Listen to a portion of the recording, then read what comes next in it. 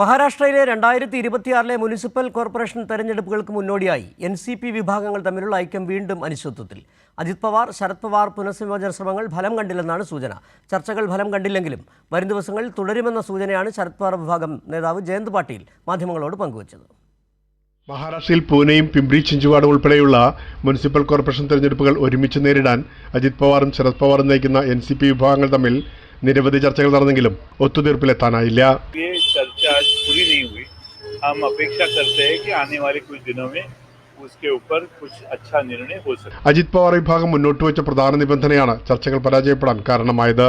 NCP SP സ്ഥാനാർത്ഥികൾ എല്ലാവരും ഘടികാരം ചിഹ്നത്തിൽ മത്സരിക്കണമെന്ന ആവശ്യം ശരത് പവാർ വിഭാഗം അംഗീകരിച്ചില്ല. സ്വന്തം ചിഹ്നത്തിൽ മാത്രമേ മത്സരിക്കൂവെന്നാണ് NCP SP വിഭാഗം വ്യക്തമാക്കിയത്. എങ്കിലും ചർച്ചകൾ തുടരുമെന്ന പ്രതീക്ഷയും ഉയരുന്നുണ്ട്.